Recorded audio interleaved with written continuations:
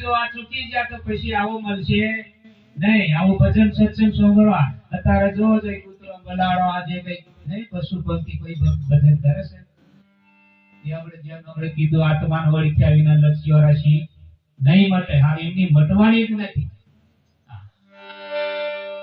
અને આપણે આ બેઠેલા સમયમાં રહીને જ મટાડી આપશે. પાછી આ પૂરું થઈ ગયું તો પછી મટાડવાનો કોઈ મોકો મળે નહીં. એટલે સંતો બહુ ચેતાવા આપણને તેથી જ જોયા આવર ઉડો મનખો ફરી ફરી મળશે નહીં. એટલે આપણે થોડા ખૂબ વિચારવું પડશે. પછી આ જે કરીએ છીએ તે કરવાનું છે, બધું છોડીને જવાનું નથી. પણ જે જાણવાનું છે એને જાણવાનું આપણા અંદર જ પડેલું છે. આપણે દૂર જોવા જઈએ પાછી મોટી ભૂલ. જે આત્માને ઓળખ્યા એના લક્ષ્ય રાશિ નહીં મટે. મેરો એ શબ્દ બહુ સરસ મૂક્યો કે તારી ભ્રમના ભાગ્યા વિના આ ભવનો ફેરો મટે નહીં. આપણા અંદર એટલી બધી ભ્રમના પડેલી છે કે વાત નહીં કરવાની. એ ભ્રમના ગુરુ મહારાજ કાઢે તો એની ખબર પડે. ભ્રમના એટલે કેવું? આ ભ્રમ એક કદાચ મોટું ઝાડવું હોય, અમારા આવા વડીલો કદાચ કે ખૂબ સમયથી ભૂત રહેશે એવા વડીલ કીધેલા એમ બધાને ખબર પડી જાય એના આવા છોકરા કદાચ નીચે જાય રાતે અને કદાચ એવું લાકડું ગમે તે પડે ને તો એ છોકરા હું નથી કરે. દાદા કહેલા તે ભૂત આનું નામ ભ્રમ ના ચોક્કસ નક્કી નહીં કરે. આનું નામ ભ્રમ ના. પાછું નક્કી થઈ જાય તો પછી ભ્રમ ના હોય ને. આવી પ્રોગ્રામની દિવસ હતો અને એક ભાઈ અમારા વર્ષનભાઈ જેવા બહાર નીકળ્યા. શેઠથી જોઈ જાય દોયડાનો કડકો એમ હાફ જેવું દેખાય. બૂમ પાડી હાફ હાફ હાફ એમ. આ બધા આપણે જે હાફ હાફ એટલે જોઈ જાય છે એવું લાગે. આપણે શેઠથી જોઈએ હાથી વાનો હાફ જ છે. હાફ અમારા વડીલ બેટરી હતી ઓમ કરી પાડ દીધી. કઈ છે હાફ? આજે દોયડું ભ્રમના નીકળી ગઈ ને. નક્કી કરવું પડે એમ કહેવાનો મતલબ. આપણો આત્મા કહીએ ભગવાન ભગવાન પણ કઈ છે ભગવાન? કેવો છે? કઈ રીતો છે? કોને કહેવાય? આ ભ્રમના કહેવાય છે. ચોક્કસ કરો. અને ગુરુ મહારાજ ચોક્કસ કહ્યા કમ્પ્લેટ ખેડી ખાતર નાખી સોન્યું ગમે તે નાખી કમ્પ્લેટ કરી અને પછી બિયારો મૂકવું પડે. એ પાછું ઊંડું ઉતરું બધું માપ જોઈ ઊંડું પડી જાય તો એ બોલ પડી જાય તો એમાંથી પછી પાછળ પણ ખૂબ કાળજી રાખવું પડે. અહીં ઉઈગો કે કેમ છે હું છે બુઢો પાછો ભોગી તારે મારી તે નાખી ખાટલો લઈ જતા રહેવું પડે.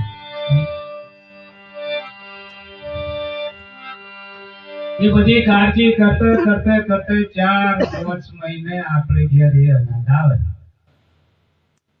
તો આ ભક્તિ આપણે પકવાની છે ભાઈ. પાકશે એક દાડે પણ આવી કાળજી જોશે. પણ આપણે ગુંડવાની દોડતા કરી કઈ પાકી એટલે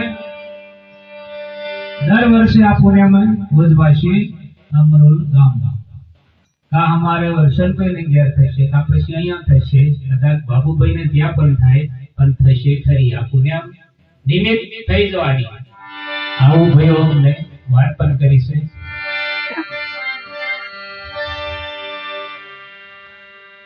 અને ખરેખર બહુ અમારા ગામના વડીલો પર આવી જાય એટલે બહુ સરસ કહેવાય.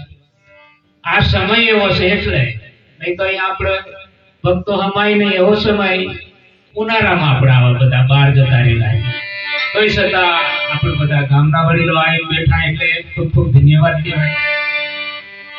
અને આવવાની જરૂર.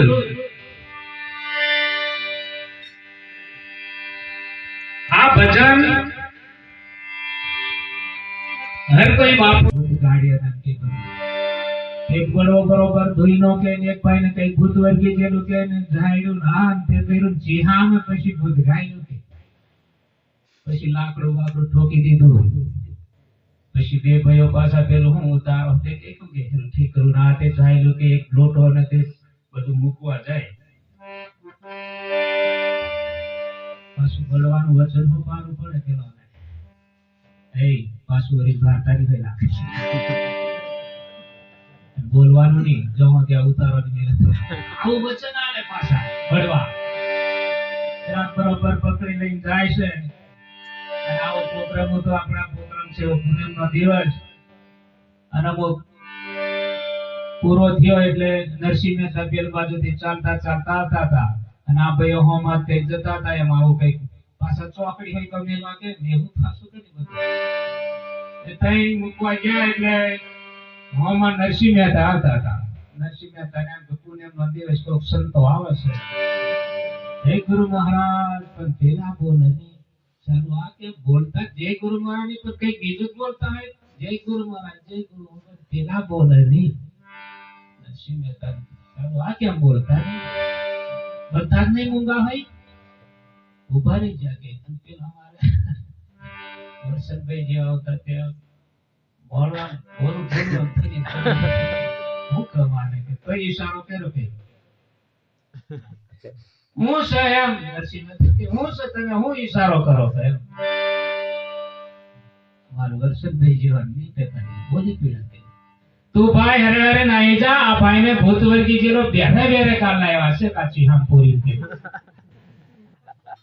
વર્ગી જશે નહીં હોય તને કે એમ કીએ પણ તું કેમ સાંભળતો નહીં કે ઈશારો નહીં બોલવાનો તોય બોલાવ્યું મને બીજો તે કછણ હાલતો લાગે તે હો પેલો હો બોલ્યો તો બીજો હો બોલ્યો હારો કઈને સોન વર્ગી જાય હારો વાંધો નહીં ભલે વર્ગી જાય નો મને ખાલી જોઈ લેવા દો પછી તમારા ભૂતને તમે જો મૂકવા કઈ કે સોનેની રાત હતી જીવો આયલો અને આમ જોવે હે કૃષ્ણ ભગવાન મય મોરલી વગાડે કે મારો વારો બોલે સદગુરુ નથી કરી ભગવાન એક જ ગોખા બેહી રહ્યો ને સર્વના શબ્દને વિચારો અનુ અનુ ઘટો ઘટ સર્વની અંદર મારો વાલો કૃષ્ણ ભગવાન પણ કીધું કે હે અર્જુન હોયની અલી મૂકવાની જગ્યા ખાલી નહીં સર્વનું હું એકથી છું એમ તોય મળતો કેમ નથી દ્રષ્ટિમાં ખામી છે તો વાંચો ને જોવાની ખામી આ દ્રષ્ટિ કોને કરેલી એમ તાકે આગળ નરસિંહ